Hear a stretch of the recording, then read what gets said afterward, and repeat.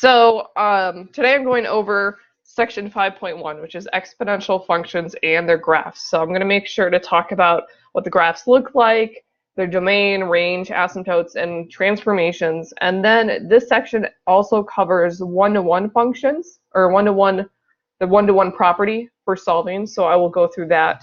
And a couple application problems, common applications for exponential functions. So we're pretty much going to go through a wide variety of things today. So 5.1 covers recognizing and evaluating exponential functions with base A. So we'll be just like going over how to do that on your calculator. Graphing exponential functions and using the one-to-one property. Recognizing, evaluating, and graphing exponential functions with base E. So I'm actually going to go over a little bit of the history of E, which is why that's not one that you're supposed to pick for your discussion.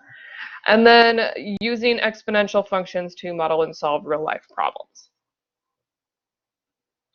So to start off, we have this thing called algebraic versus non-algebraic functions. And pretty much everything we've seen so far are considered algebraic functions.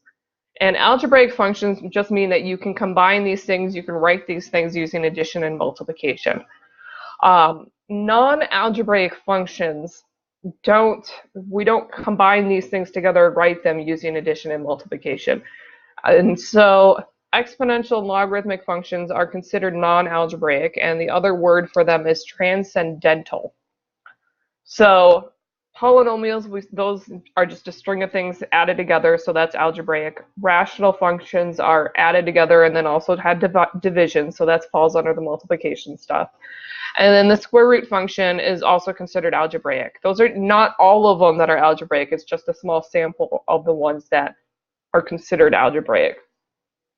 The transcendental ones are exponential functions, logarithmic functions, and trig functions. And you don't see trig functions until you get to pre-calc. So that will be the next transcendental function that you will encounter.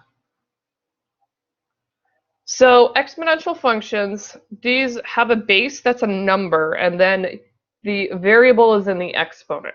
So this is very different from the polynomials. So polynomials, your variable is in the base.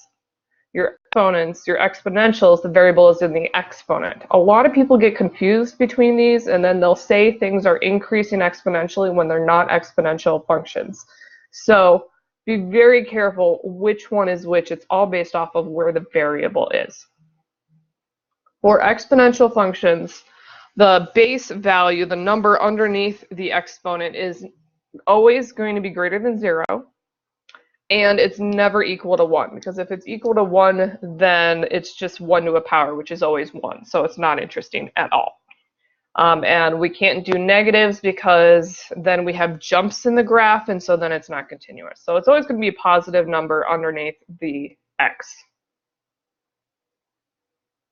So I'm going to just start out with evaluating exponential functions. So doing this, you should have some familiarity with this because, you know, when we do the order of operations, we've had to square numbers. Now we're just looking at them differently so you can see what some of these look like. So for example, an exponential function would be f of x equals 4.7 to the exponent of x. So that x is in the exponent. So you can tell because it's higher up and smaller. I've seen a lot of people think that those are multiplied, but it's actually in the exponent because it's slightly smaller. So it's really important to pay attention to that because it's a total different function. So when you're evaluating that when x is equal to negative pi, so we're plugging in negative pi for x. And so that's what it looks like. Now on your calculator, it depends on what your calculator has. My calculator has a button for an exponent that looks like a little arrow, so to speak. It's called a caret. So on my calculator, I would type in 4.7. I would hit the little caret button, and then I need to put parentheses to make sure that the negative is included, just to be on the safe side with that exponent. Now, most exponential functions are going to give you decimals, and so you're going to have to just round these. So when I put this in my calculator, I get 0.0 0, 0, 7, 7, 3, 6, 4, 6. So when we're dealing with exponential functions, we usually round to 3 or 4 decimal places. I do 4 just to be safe. So if I'm rounding to 4 decimal places, that's 4 spots after the decimal. So that would be where I have my dash here. So the number after my dash is below 5, so I don't need to round up. So it's just going to be everything before. So we're going to round this to 0.0077. And so that would be the value of 4.7 to the x when x is equal to negative pi.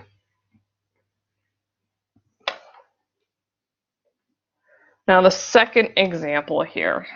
So here we have a fraction as our base, which is fine because it's greater than 1. So we have 2/3 to the exponent of 5x. And we want to evaluate that when x is equal to 3/10. So I'm plugging in 3/10 for x. So this is equal to 2/3. And then in my exponent, I have 5 times 3/10. Now we have to multiply those numbers together. So 5 can be written as 5/1. And so we're multiplying those fractions together, and we can actually reduce. So I can cancel out a 5. So if I divide 10 from 5, I'm left with a 2 there. So that will reduce to 3/2. So this is equal to 2/3 to the 3/2 power.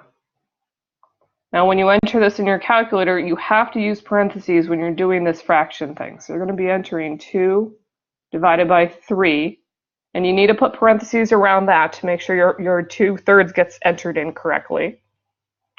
And then you have your exponent button, and then we need to have parentheses again, and then 3 divided by 2. So I'm using the slashes, but your calculator will have the division button there. So you have to be very careful, because if you don't enter it in correctly, you're missing parentheses, you're going to get a very different answer than what you're supposed to get. So when I put this in my calculator, I get 0.544331054. And so I'm going to round to 4 decimal places again. So the line is between 2 3s, and once again 3 is below 5, so we're not going to round up. So this is going to be about 0.5443.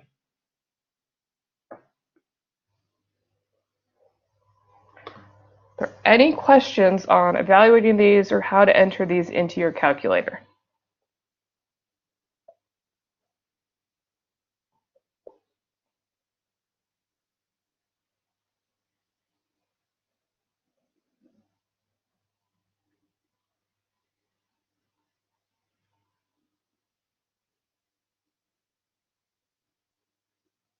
Okay.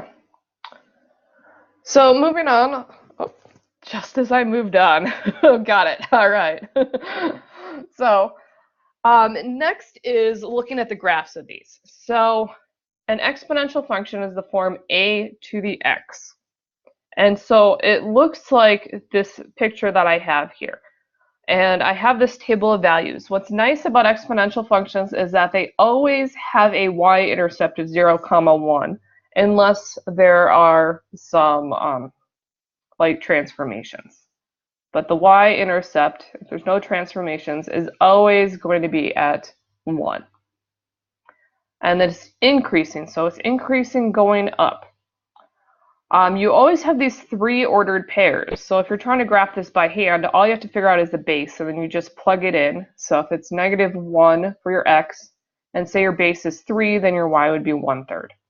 And then at the point, the 1, a, you'd have 1, and then your y value for a base of 3 would be 3. So these 3 ordered pairs are always on the graph.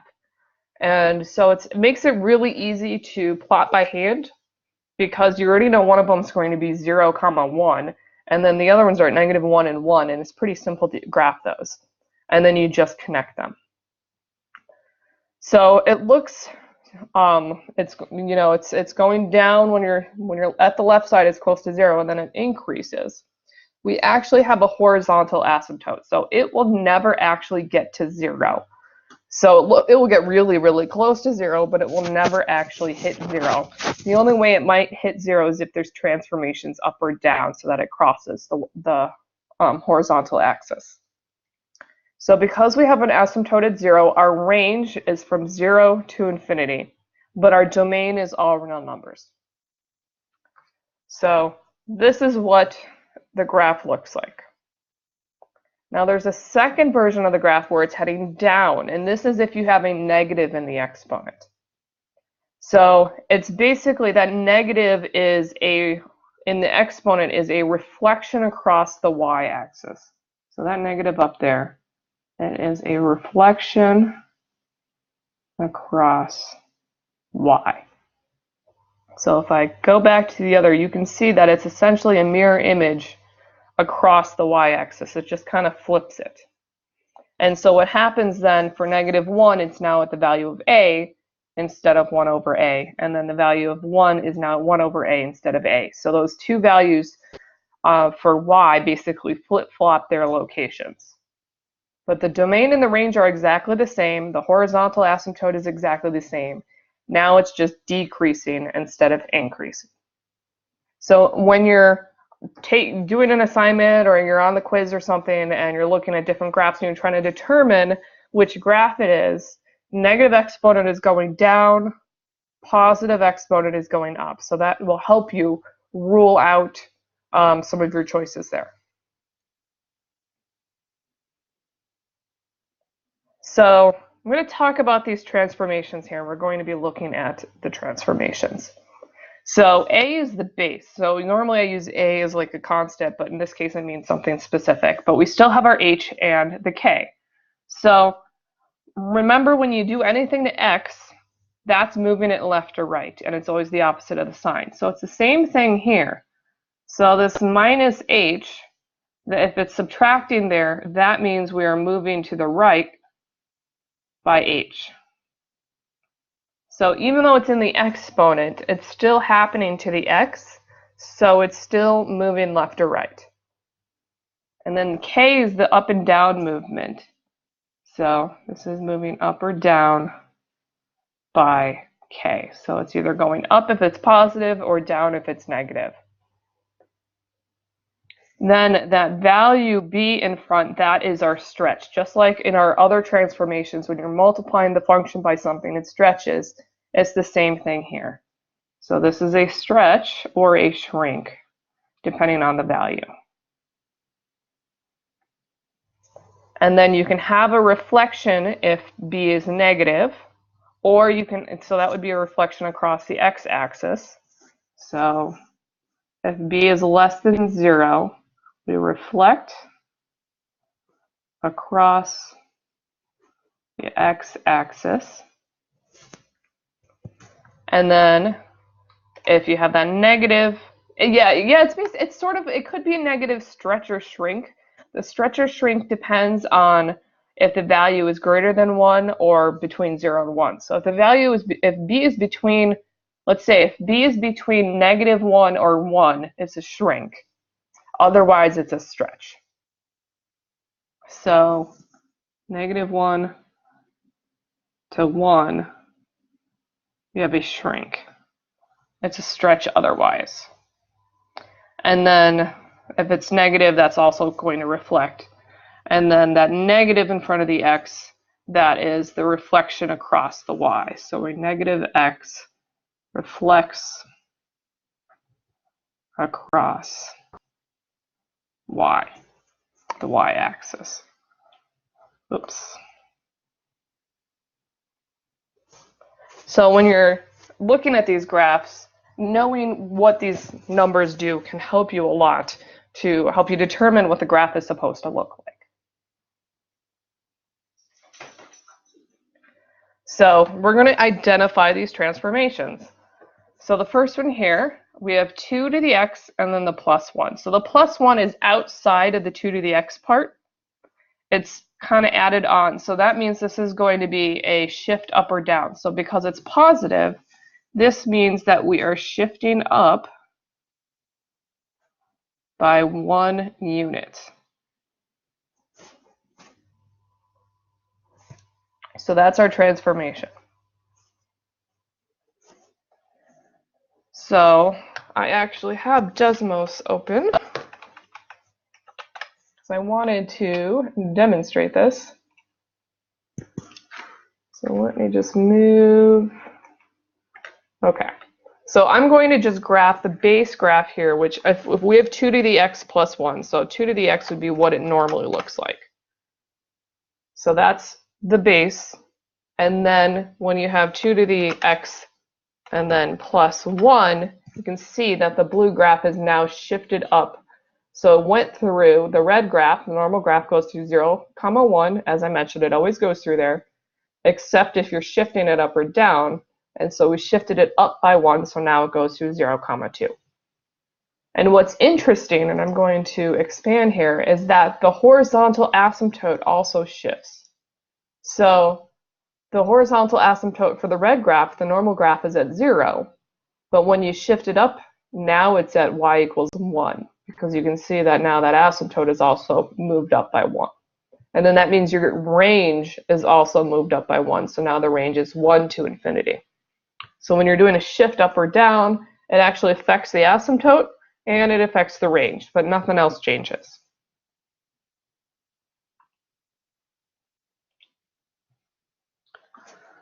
So the next one here, we have f of x equals 3 to the x minus 2. So now we have something subtracted from x, so that we do the opposite. So that means we're adding to x, or we're moving to the right. So this is moving to the right too. So we are shifting right 2 units.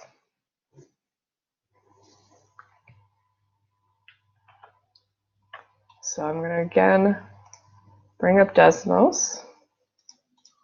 So this is 3 to the x minus 2. That means our base graph is just 3 to the x. So you just ignore the transformations. It's just going to be 3 to the x. So now that's in green. And I can actually, there we go. And then we shifted it, so we have 3 to the x minus, so you have to be very careful. It defaulted to go down, so I have to make sure I'm up in the exponent. It wants to go down in the exponent. So what I'm going to have to do is put parentheses here to make sure that it keeps it in the exponent, because it really did not want to put it in the exponent. So shifting right 2 units. So what happens is, you can see we were at 0, 1.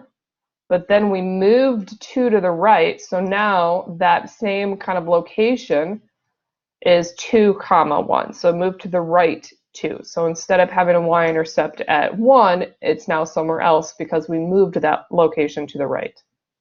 There we go. It's very particular. It doesn't want to make me, there we go. And then it has a new y-intercept based off of just however the graph goes. But when you're moving left or right, the asymptote doesn't change, the range doesn't change, the domain doesn't change. None of that changes. It just moves where the y-intercept is. But the shape is the same. And you can see it just keeps getting bigger and bigger and bigger. Just move left or right. Are there any questions?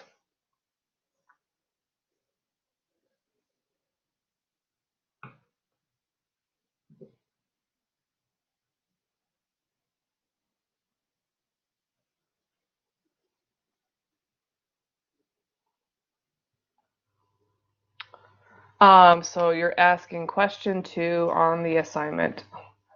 Let me pull that up because I don't remember which question number is which. So let me double check that. Yeah, so question 2, it says describe the transformation of the graph. So you're basically doing what we just did. Your normal base graph would be 6 to the x, and now we have 6 to the x plus 1. So there's something that's happening to the x there, so that's going to be a shift left or right. So then it's up to you to tell us that it shifted, and by left or right, which direction it went, and then by how much.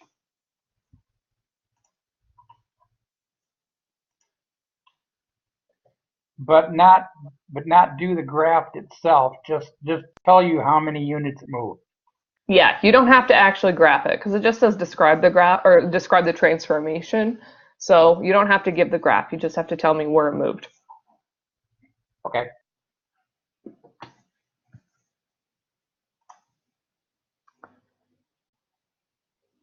Okay, so moving on to the one-to-one property. So the one-to-one property says that if you have two things equal to each other that have exponents and they have the same base, so a to the x equals a to the y, then if that is true, then their exponents must be true. X must equal y. So if you have two things equal, then and they have the same base, their exponents must also be equal. So with this example, if you have 2 to the x equals 2 to 3, then, well, x has to be 3 because that's the only way that those would be equal. Like, it's kind of, when you're looking at it there, it's like, oh, okay, that's kind of obvious because otherwise they don't match. So that's what the one property says, is that if you're able to get things so that their base is the same, then you can set the exponents equal to each other so that you can solve. So we're going to do that here. We have 2 to the x minus 2 equals 64. So right now this does not look like the one-to-one property because we don't have, like, 64 is not written as an exponent or having an exponent. So we can't use the property, but what we can do is rewrite 64 so that it does have an exponent. And our goal is to match the base. So we want to rewrite 64 so that it has the same base as what's on the left, which is 2. So you want to rewrite 64 so that it's 2 to some power. Now, I never remember my powers of 2. I don't know why. I only remember some of them. So if you're not sure how to rewrite this, you can do prime factorization. So you can do a factor tree. So I'm going to just do a factor tree here. 64 is, let's see, 32 times 2. Those are just, you're just splitting it up in two numbers that multiply to 64. I could have done 8 times 8. I don't know why my brain did 32 times 2. 32 is 8 times 4, so I can split that up. 4 is 2 times 2, and I'm just circling my prime numbers. So 2 is a prime number, so I can't split 2 up. 8 is 4 times 2, and then 4 is 2 times 2. So I'm just splitting 64 up as far as I can go until I have all the primes, and then I count how many 2's I have. 1, 2, 3, 4, 5, 6 2's. So that means 64 is equal to 2 to the 6th power. So we're going to rewrite our equation here so that we have 2 to the x minus 2 equals 2 to the 6th. So your goal is to make it so that they have the same base. That way we can use the one-to-one property, because if these are equal, well, then that means that x minus 2 must equal 6 in order for these to be equal. And so that's your next step. X minus 2 equals 6. And then you solve for x. So I'm going to add 2 to both sides, and that gives us x is equal to 8. So the hardest part here is probably the rewriting of the value as its exponent form. And if it's not something that you inherently know, doing a factor tree can help you get to that form. Do you have any questions?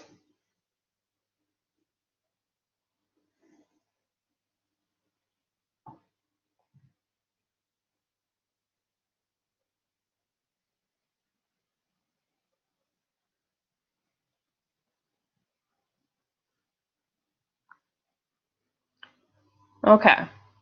Example 4, I have another one here. And this one we have 5 to the x minus 2, and then we have it equal to a fraction. Well, the nice thing about when you have fractions is if I take the reciprocal, that gives me a negative exponent. So I'm going to look at that 125 and write that as an exponent with a base of 5. So I hopefully want to get a base of 5 because the left side has 5 to some power. So I'm going to rewrite 125 so you can do the prime factorization of 125 to figure out what this is. So 125 is 25 times 5. So 5 is a prime number, so I'm going to circle that. And then 25 is 5 times 5. So that means 125 is equal to 5 to the third power because there's 3 of them here. So I'm going to start by rewriting this. So I have 5 to the x minus 2 equals 1 over 5 to the third power. So now the properties of exponents, which we learned about all way back in week 1, if I take the reciprocal of this, then I change the sign of the exponent. So the exponent will go from positive to negative. So this is the same as 5 to the x minus 2 equals 5 to the negative third power. And anything with that negative exponent turns into a fraction. So this, you're just knowing your rules, you're like, okay, this makes sense, this is correct.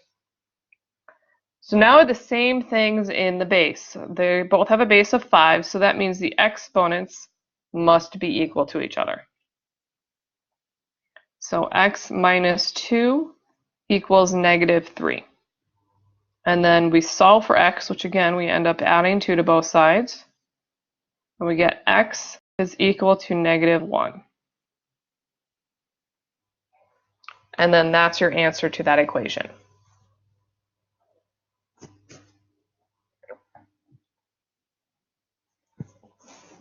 Any questions?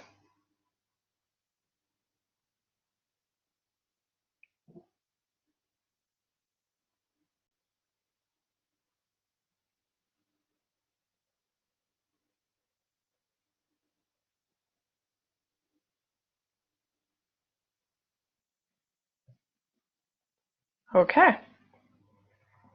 Okay, so moving on, Euler's number, E. So I mentioned this in my introduction video. I talked a little bit about E when I was discussing the discussion.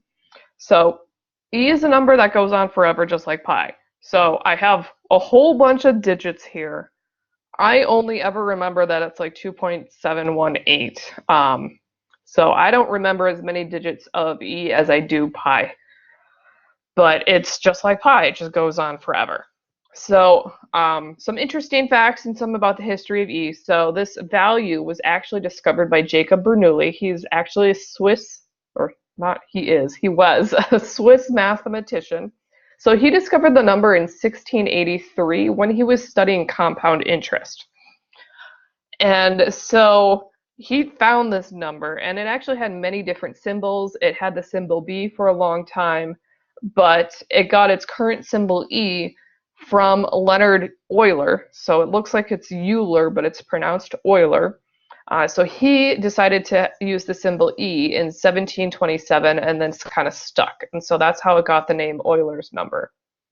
So it's just like pi, that it goes on forever, so it's irrational. And it's used as a base. Apparently I added a base for an exponential functions, and this is often called the natural base. So when we get into logarithms, there's the natural logarithm, and that's because it has a base of E.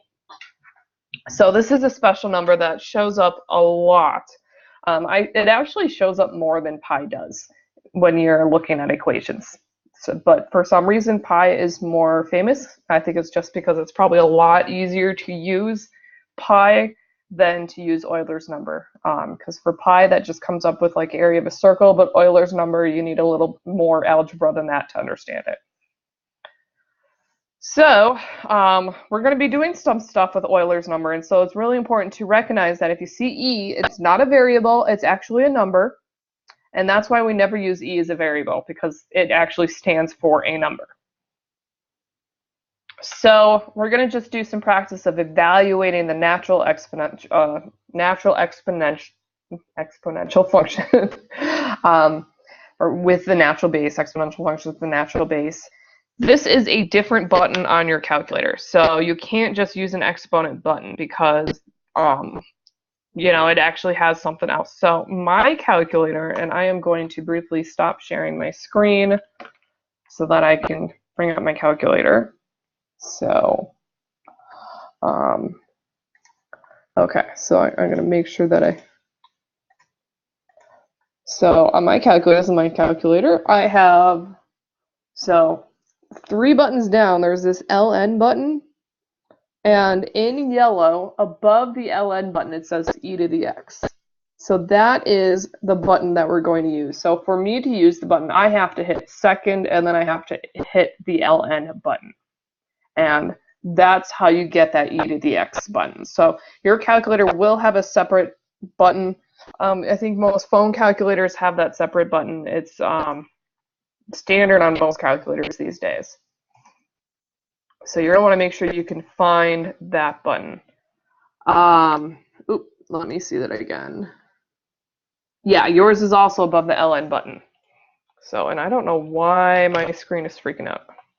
All right, okay, stop flashing. I don't know if you guys were seeing that flashing, but when I shared the screen again, it was like doing a rave. I don't know what was going on there.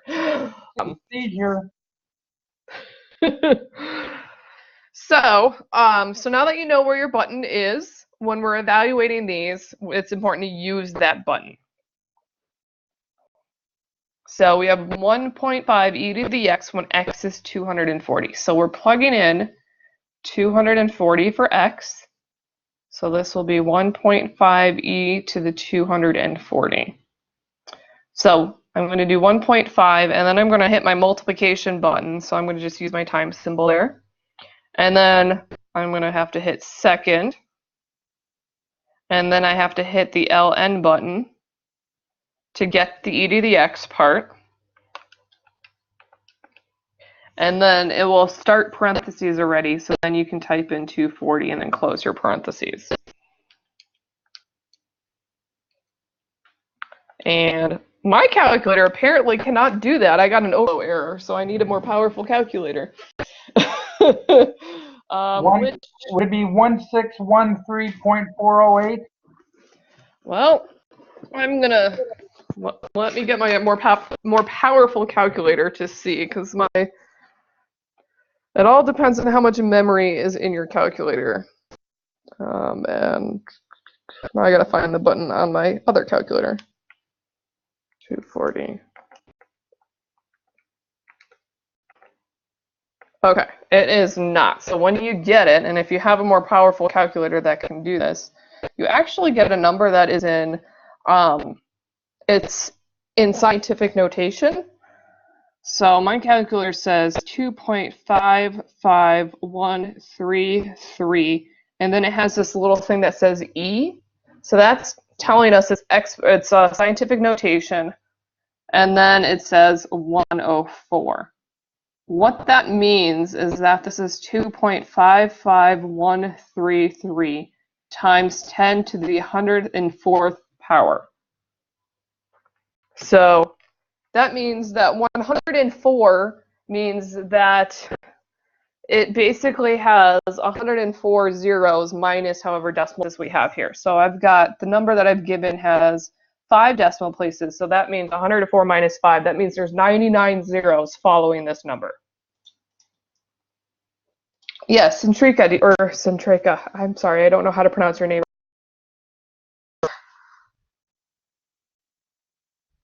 I have one when you get a second. Okay.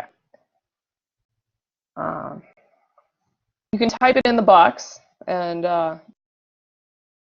waiting for her to type it in the box. We can do that. Okay, I put in my 1.5, shift the EX. Yep. And then you type 240. 240, got it. And then you should hit enter.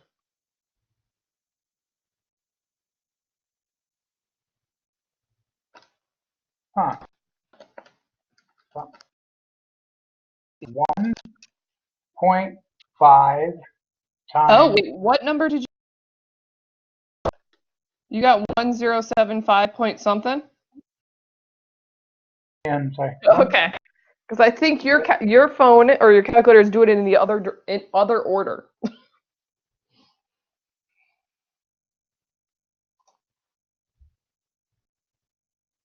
No, that time it came up as 360.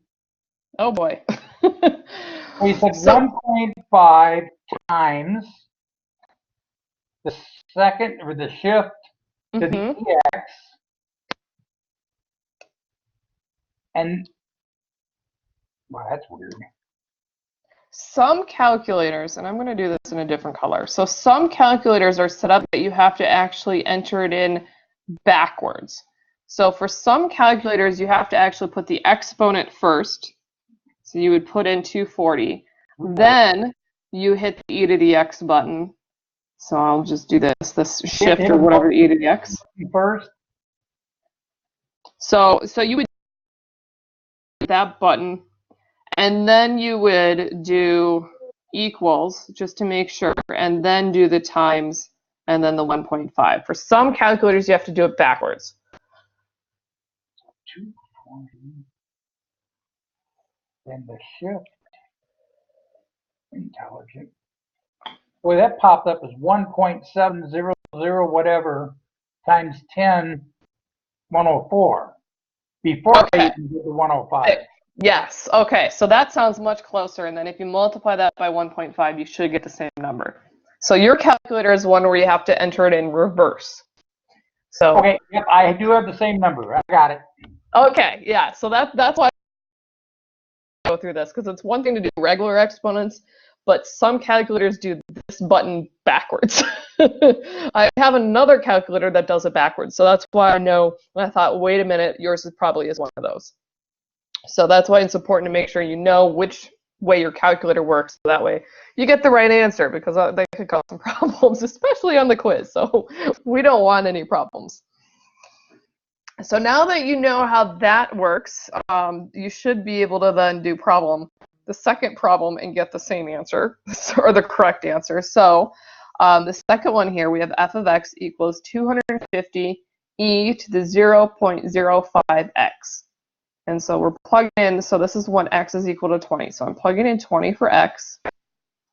So this is 150 e to the 0.05 times 20 in the exponent. So first I'm going to multiply the 0.05 times 20 so I can simplify that exponent.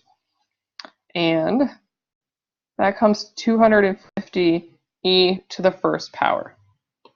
So then Brad, for your calculator, you would have to do 1, then your e to the x button, and then multiply by 250. Mine, I'm doing it in the other direction.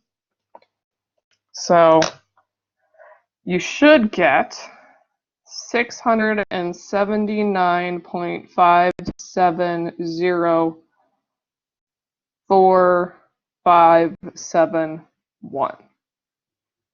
And then we're going to round to 4 decimal places. So I'm going to put my little dash here. So the number after the dash is a 5, which means we round up. So this would be 679.5705.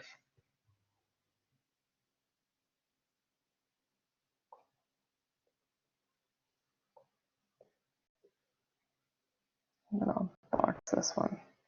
So hopefully you were able to get that same number on your calculator.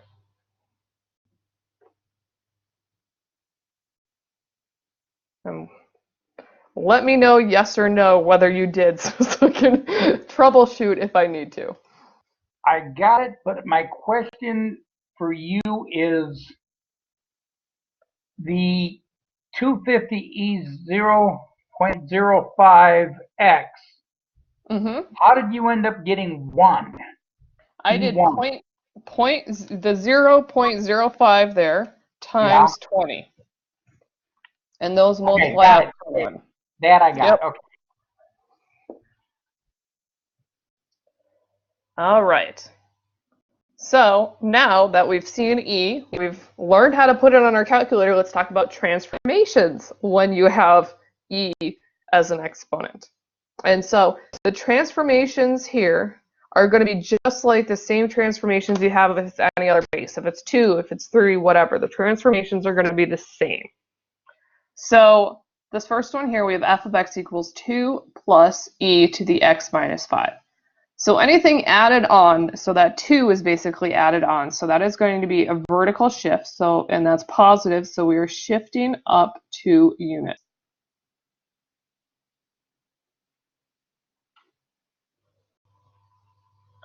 Then in our exponent we have x minus 5, so that's going to be going left to right because it's happening to the x and it's the opposite of the sign, so that means we're moving right by 5. So we are shifting right 3 units. So in this example, we have 2 transformations, and it doesn't matter that it's e. We don't actually care what the base is. All we care about is what's happening to it. So I'm going to bring Desmos back up so that you can kind of see this on a graph. Okay. So e to the x is the normal graph, and it looks very similar to the 2 to the x, the 3 of the x, very similar shape. And then our transformation, so we have 2 plus e to the, and then I've learned my lesson, I need to put parentheses there, x minus 5. So you can see the shift up by 2. You can see that the horizontal asymptote has moved up by 2, and I can zoom in, you can see now it's going through 2. And then it also shifted to the right by 5. So normally our point here is still 0, 1. So if we go up 2, that's going to be now at, let's see, we're adding 2 to the y value. So now it's 0, 3, and then up at 5. So we should be at 5, 3, which, yeah, 5, 3. So the way I did that shift is I took my 0, 1, I moved it up 2 to 0, 3, and then I moved it right 5, so that added 5 to the x, and that gives us 5, 3. So you can see that's where that shift happened. So it went up and to the right, and then that's how you can transform and match those ordered pairs.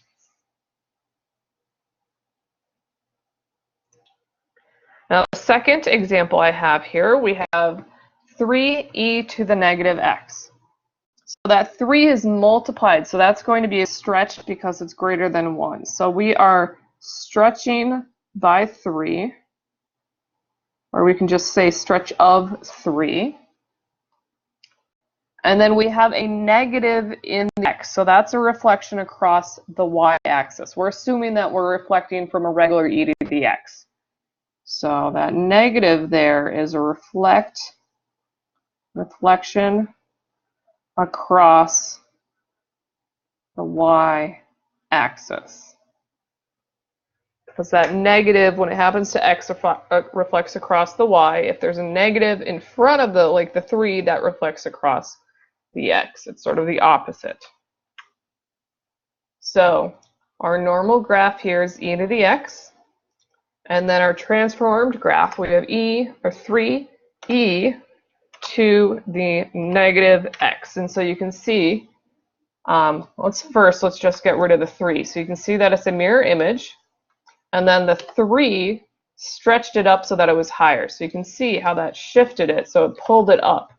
And so it made our y-intercept, which was 0, 1, go all the way up to 0, 3. It kind of stretched it up higher and kind of made it a little narrower at that point.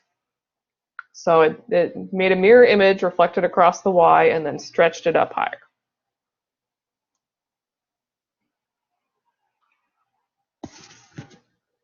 Any questions on those transformations?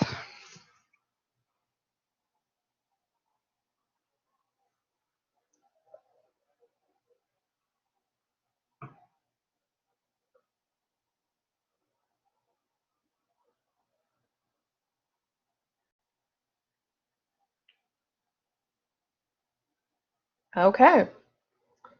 Next, we can do the one-to-one property with the natural base. And in order to use the one-to-one property, both sides have to have e to some power. So it's actually easier than doing it with other bases because they're already set up. And all you have to do is say, oh, if I have e to the 2x minus 1 equal to e to the 4, those exponents must be equal. So you set the exponents equal to each other. X minus 1 equals 2x minus 1 equals 4. And then you solve for x. So we're going to add 1 to both sides. So I have 2x equals 5. And then I divide both sides by 2 to get x equal to 5 halves. So it's actually pretty simple. A lot of people find solving these better than rational equations or like, polynomials because it's actually quite quick.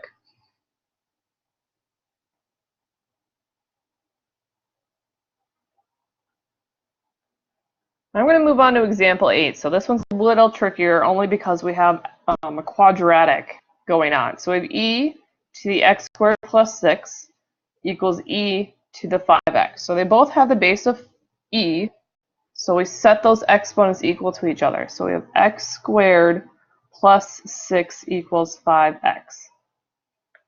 Now, whenever you have something that has something squared, you have to set it equal to 0 so that you can either factor or use the quadratic formula.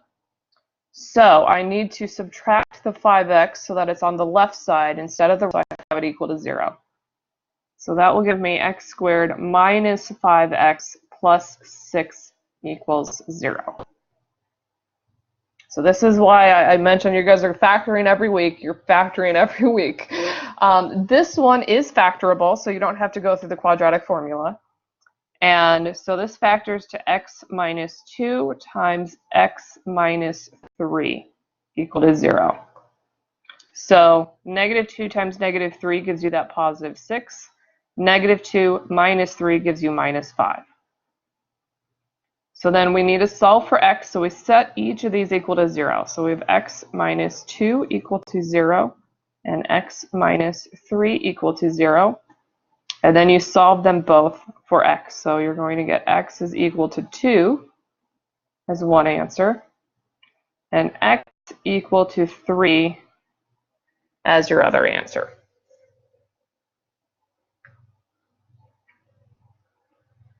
So are there any questions?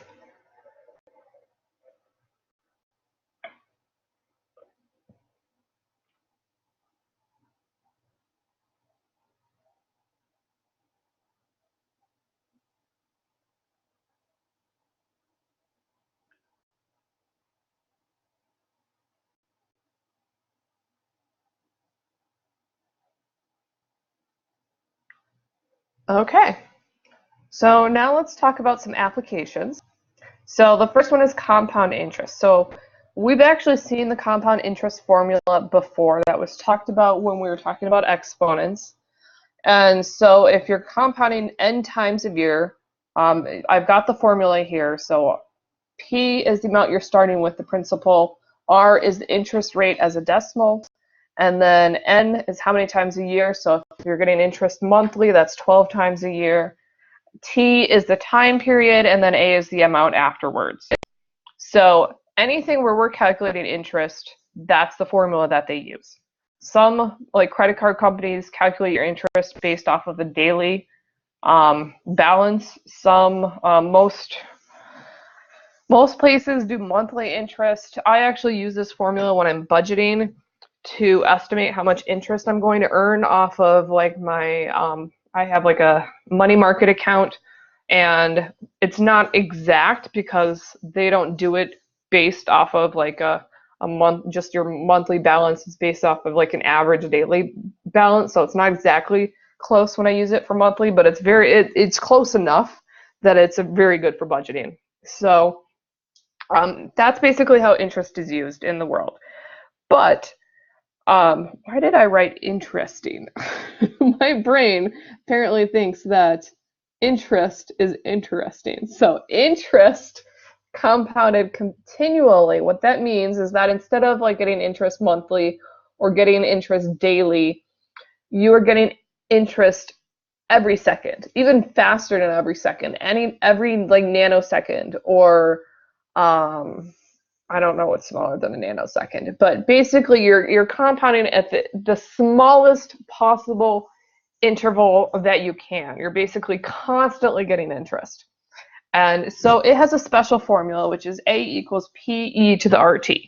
Now, it's impossible to actually do this in real life because we can't really, I mean, you can only divide time into so many small intervals. So even if you divide it into like nanoseconds, it's still not continual interest because you can still get infinitely, you can get smaller. So we can't actually do this in real life. It's not practical, but this equation is used for a lot of theoretical things because it has some very nice properties.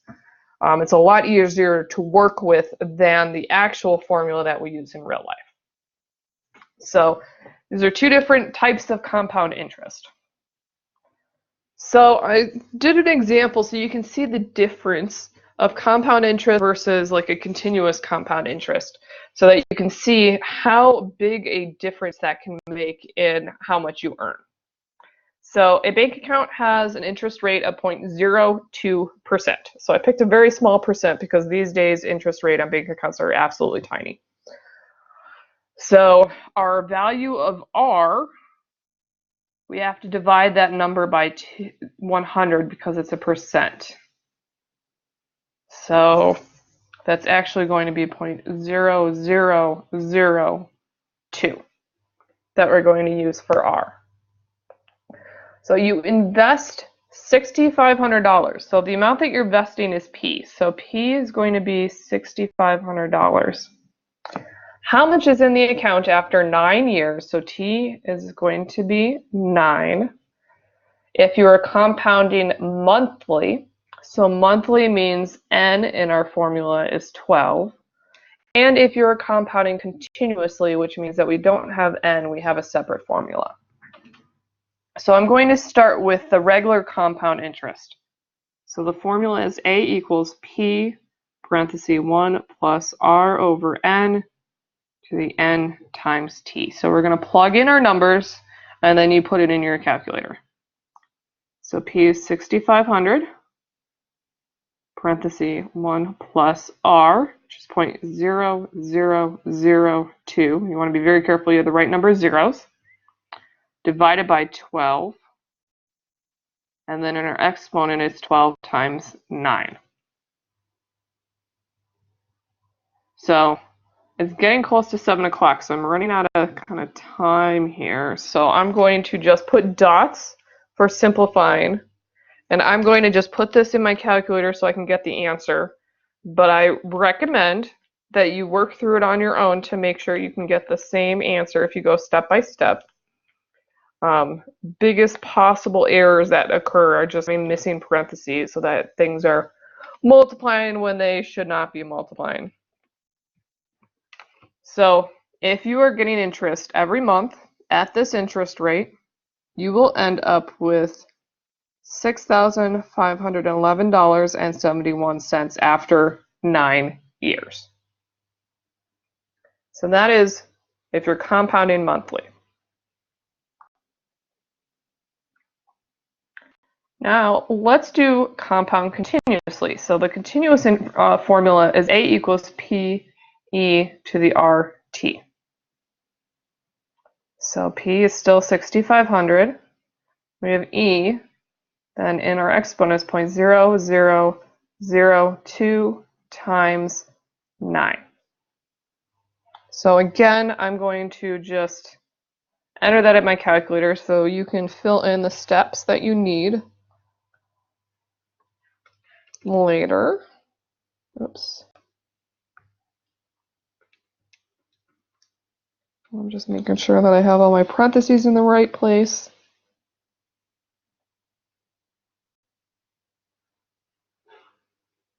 Huh. I'm actually surprised by I made up these answers.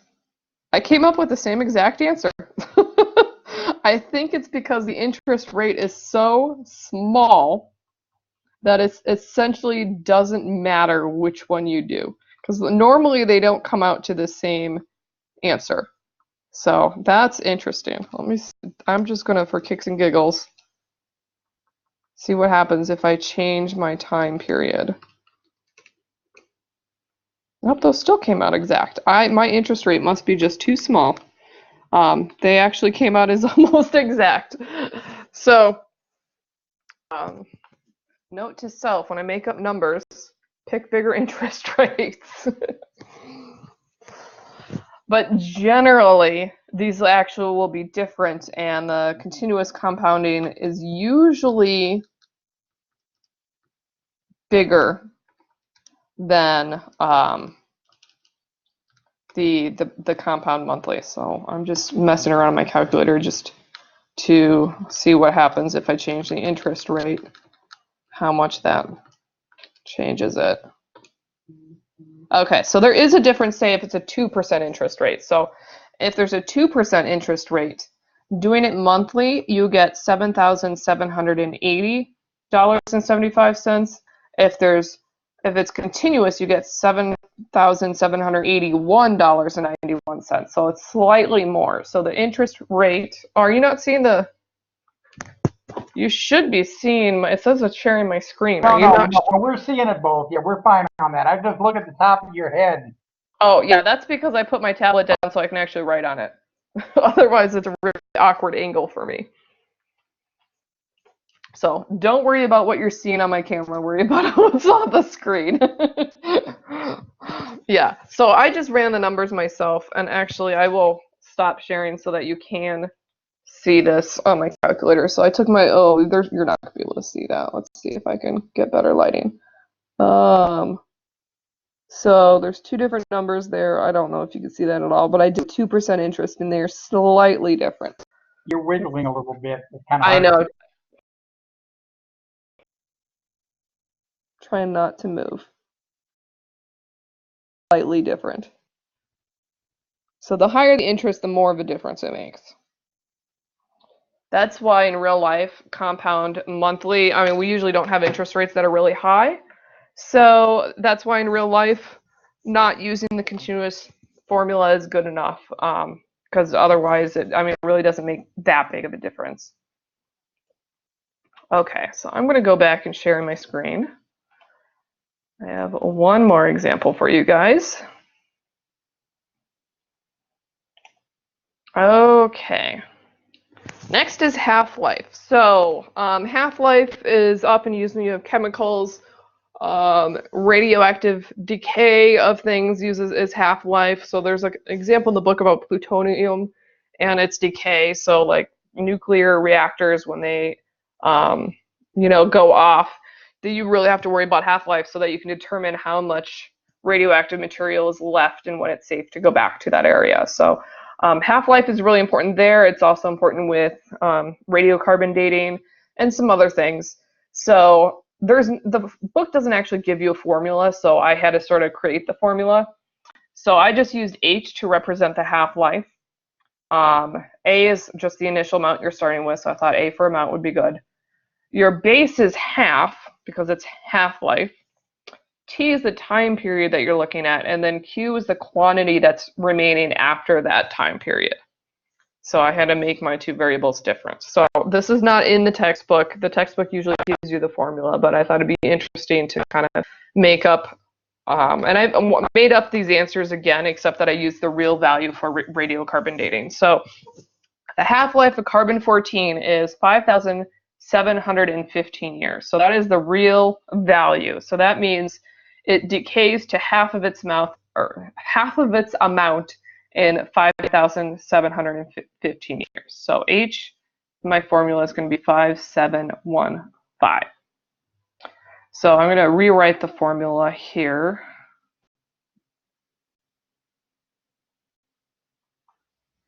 So a human bone, we're going to just say it starts with 100% of its carbon-14, and that's no apostrophe there, at death, because your bones don't start decaying until after you die, obviously. And I don't know how much carbon is actually in your bones, but we can work with percentages and it'll work just fine. So we are starting with 100%. So what percent of carbon-14 is present after 2,000 years? So we're going to use this formula to determine how it's decaying based off its half-life. So we're looking for the amount remaining, and we're going to say we're starting with 100%, so I can just use 100 for my starting amount. And then I have 1/2, and then our t is 2,000 years, so it's going to be 2,000 over the half-life, 5715. So you're going to have to be, when you put this on your calculator, again, you're going to have to be very careful about parentheses. I'm going to make sure I put that in right. If instead of 1/2, if you want to put 0.5, you can do that. So when you put this in your calculator, and again, I'm not going to show the steps for simplifying, but I recommend that you do that just to make sure that you don't make any mistakes. You can always verify later. We get 78.4608. So this would mean that after 2,000 years, your bones still have about 78% of their carbon-14 present in their, in their bones, basically. It's still there. So what radiocarbon dating does is that they measure how much is present, and then they use the formula to work backwards to figure out T, to figure out how long the thing has been dead, or it's been buried, or whatever. So we won't learn how to do that until like 5.4, but at least for 5.1, you can learn how to use the formula to figure out, if you know how long it's been, you can figure out what percent is left. Are there any questions?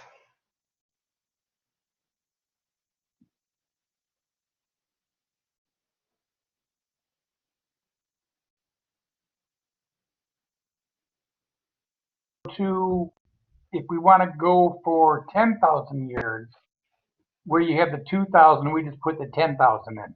Yep. Okay. And so if you do, be less than half present, because you have half of it present at 5,715 years. And you can verify that. You can just throw in 10,000 and just see how that comes out.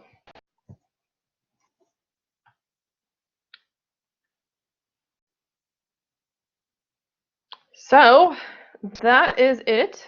So that's everything in 5.1.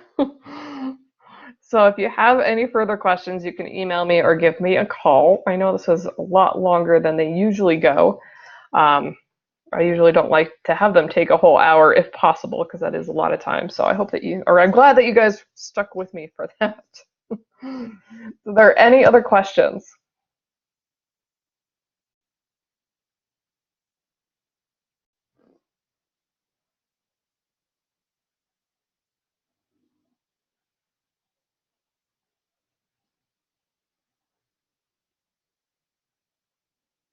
Okay. Well,